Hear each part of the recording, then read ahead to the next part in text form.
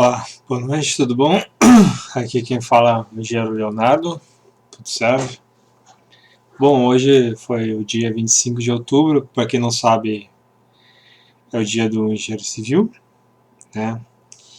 E eu gostaria de falar um pouco sobre a minha profissão, sobre o que faz um engenheiro, o que diferencia o engenheiro de um arquiteto, o que diferencia o engenheiro do mestre de obras, do pedreiro, quais são as diferenças às vezes sutis, às vezes bem fundamentais, assim, no modo de preparar, de trabalhar no engenheiro, certo? Bom, assim, existem várias definições, né? Por que consiste exatamente a profissão do engenheiro? E se a gente for consultar os dicionários, né? Tanto para a definição de engenheiro como para arquiteto, que é aquele profissional que engenha ou arquiteta, né? Ou seja, aquele cara seria aquele profissional que planeja, que prepara as coisas, que tem essa visão de antemão do que vai acontecer, do que vai ser concretizado, de forma bem resumida. A minha definição de engenheiro, que eu gosto de dar, que é um pouco parecido com a de arquiteto, com algumas diferenças, aí essa relação entre engenharia e arquitetura eu gostaria de conversar, de falar sobre em outro vídeo, não nesse. E, basicamente assim, um engenheiro ele é metade um cientista e metade um empírico. O que eu quero dizer com empírico? Empírico é aquela pessoa que faz uso do conhecimento prático, conhecimento empírico, conhecimento ganho através da experiência. Por exemplo, o mestre de obras, né? Geralmente ele começou lá como servente, aí ele foi aprendendo com o pedreiro foi ensinando as técnicas para ele, e o pedreiro foi aprendendo as técnicas de gerenciamento canteiro, execução de obras, acompanhamento com o mestre. Então, na escalada, né, de servente até um mestre de obras, que é o que chefia toda a obra, é geralmente um profissional de idade mais avançada, que tem um profundo conhecimento de construção. Só que o conhecimento do mestre de obras, ele é todo empírico. Ele é todo baseado na experiência e geralmente é passado de pai para filho. A maioria dos grandes mestres de obra, os pais, avós deles, foram mestres de obras também. Então é um conhecimento muito semelhante ao que era do artesão na Idade Média, que é passado então de pai para filho. Então, qual é a diferença do mestre de obras para o engenheiro civil?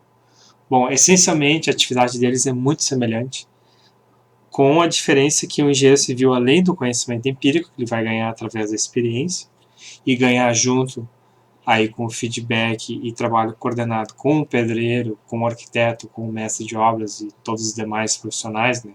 Carpinteiro, ferreiro, enfim, eletricista, hidráulico, todos os profissionais envolvidos em obra, né? Bombeiro civil, enfim. Através do conhecimento coordenado com esses profissionais, ele vai ganhar o conhecimento empírico dele, né, que é através da experiência.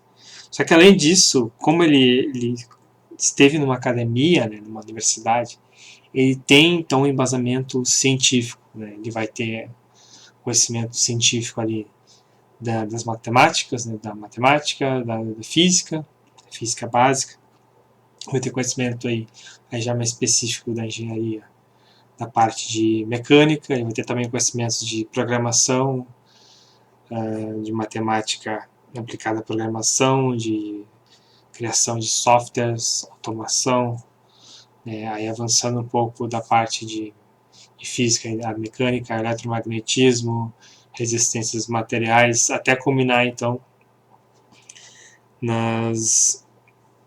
digamos assim, nos 5 nichos, né, de atuação básicos que o engenheiro ele pode atuar. O principal nicho do engenheiro, que é o que absorve, digamos, eu vou chutar um número aí, mas imagino que seja em torno de 70% a 90% dos engenheiros que são formados, é o ramo da construção. Ou seja, a maioria dos engenheiros vai ser o cara que vai tocar a obra, né, que vai fazer uma atividade muito semelhante ao do mestre de obra, só que com aquele embasamento científico, aquela metodologia científica, além do conhecimento empírico do mestre. Então, tu pega o engenheiro e o mestre, tu tem um casamento perfeito do conhecimento empírico, que a gente não pode desprezar, que é muito importante, mas complementado, um complementando o outro, através do conhecimento científico que vem da academia. Tá, então, o que seriam essas cinco grandes áreas da engenharia civil? Uma eu já falei, que é a construção, né, que é bem evidente, que é basicamente acompanhar e executar obras, né, que provavelmente nós temos 2 engenheiros aí checando bitola das armaduras, vendo o espaçamento das armaduras, montando as armaduras, né, fazendo um trabalho aí mais coordenado junto com o ferreiro, né, o ferreiro geralmente é aquele profissional que vai fazer a montagem das armaduras para o concreto armado, e aqui ele está verificando talvez a bitola da armadura longitudinal, o espaçamento entre os tribos, enfim, fiscalizando a obra e tentando manter um controle da qualidade assim, do produto final, que é a edificação. Bom, daí temos várias áreas que subsidiam a construção, mas que são áreas em si próprias. Por exemplo, a área de estruturas, né? Cálculo estrutural, concepção estrutural. Bom, toda construção tem uma estrutura. Tem uma estrutura que vai suportar ela, seja ela concreto, seja alvenaria estrutural, seja aço, enfim. E existe então um engenheiro, um profissional, que ele é especializado nisso. Concepção estrutural, cálculo estrutural, dimensionamento. Nós temos aqui um engenheiro topógrafo, né? O agrimensor, que é uma área à parte, né, da engenharia civil. É uma outra engenharia de agrimensura. É um engenheiro basicamente que vai aos levantamentos topográficos ou de grandes áreas, né? A aerofotogrametria, enfim. As medições de terrenos com precisão. Aqui é um trabalho mais de software, um trabalho de escritório, né? Que o engenheiro faz. Aqui o engenheiro cadista, né? Projetando um projeto mecânico aqui de uma estrutura em talvez SolidWorks, AutoCAD, enfim. São trabalhos bem de escritórios, né? Aqui é a casa que todo mundo quer construir, e aqui é um exemplo de esse aqui é um exemplo de, ninguém sabe se isso aqui é montagem ou não é, não sei, mas se não for montagem, provavelmente é uma obra que não teve aí um engenheiro ou arquiteto supervisionando, e talvez muito menos um pedreiro, né? Porque um pedreiro que se preze jamais faria algo assim, né? Mas enfim, construção civil, infelizmente, é um mercado muito informal. Aqui a gente tem umas vigas baldrame, que vão futuramente se constituir no alicerce aqui para as paredes. Aqui, tudo que indica que vai ser uma casa, uma construção de pequeno porte. Aqui, de novo, uma casa, uma escada que... não, tudo indica que... Se for uma obra que tem um engenheiro, um arquiteto responsável, é uma obra que não foi supervisionada. Mas então, voltando ao assunto. Engenheiro estrutural. Bom, o engenheiro que trabalha com estruturas, ele vai dimensionar e vai projetar, fazer todos os desenhos, cálculos, especificação da armadura para essa escada aqui, por exemplo, né, para não acontecer isso que aconteceu com essa escada. Então, ele é um engenheiro muito importante. Né? E quando é que a gente precisa do engenheiro calculista?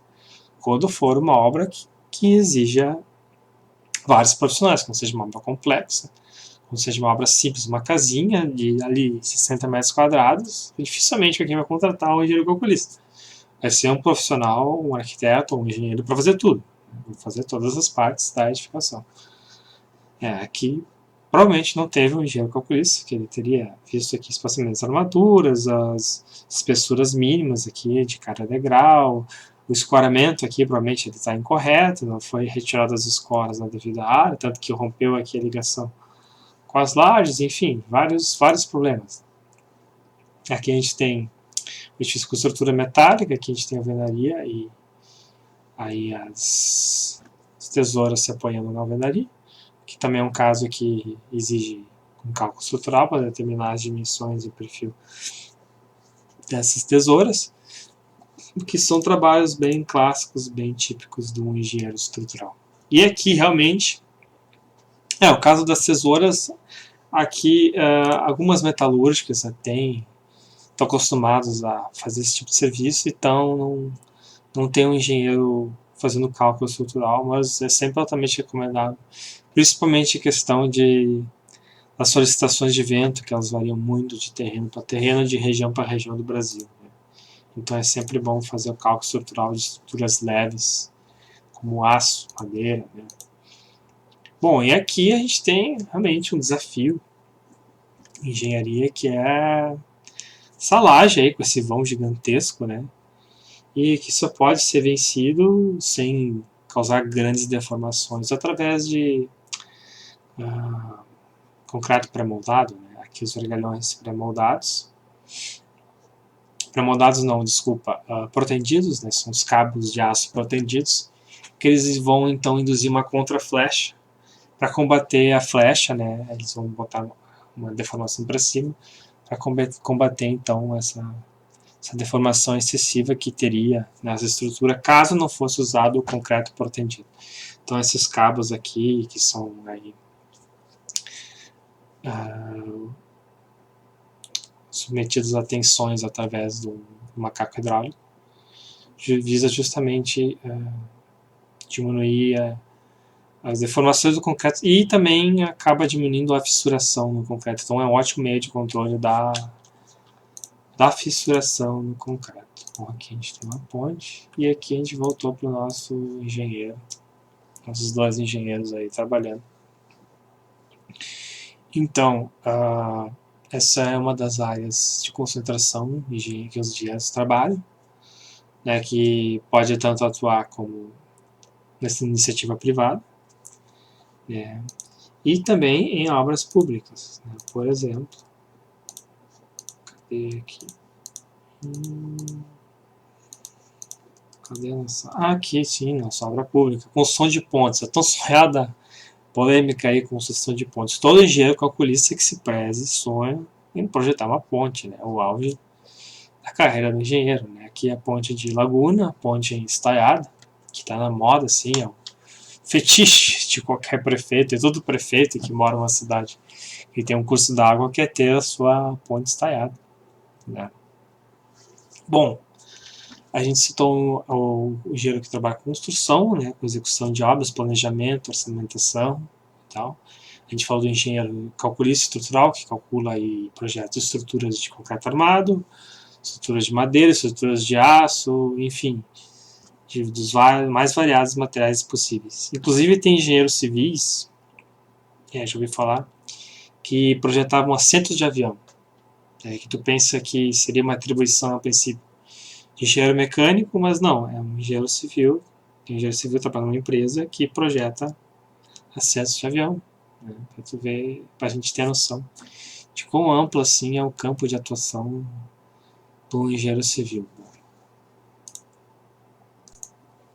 Bom, avançando um pouco, então, nós temos um engenheiro hidráulico, né, um engenheiro de recursos hídricos, que ele atua também em várias vertentes de trabalho.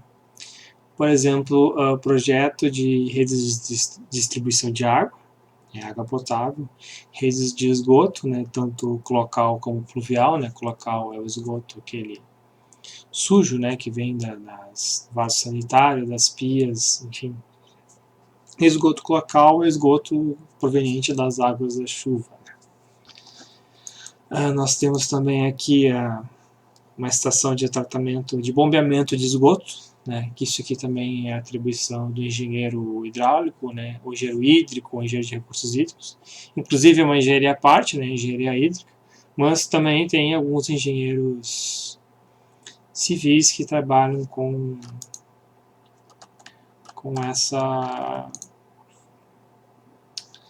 esse tipo de serviço, certo?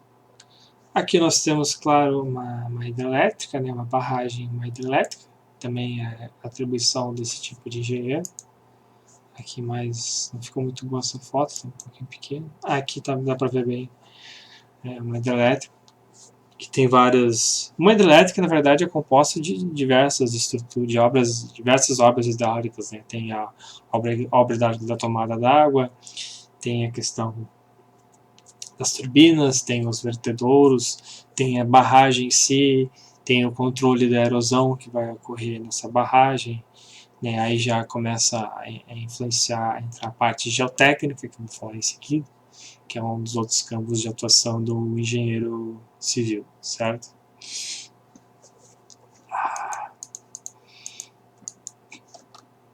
Bom, claro, além disso tem as instalações hidráulicas prediais, né, tanto as de água fria, quente, esgoto e pluvial, esgoto colocal e pluvial, e água para sistemas de hidráulicos de prevenção contra incêndio, né, os hidrantes, mangotinhos, sprinklers, que daí também entraria toda nessa parte de engenharia hidráulica e, portanto, uma expertise desse engenheiro com esse enfoque. Bom, então a gente falou do engenheiro de estruturas, o engenheiro hidráulico, hídrico ou de recursos hídricos, né? E, bom, a gente tem também o engenheiro geotécnico. Bom, o que faz o engenheiro geotécnico? Basicamente são obras que existem uma forte interação com o solo que não pode ser desconsiderada.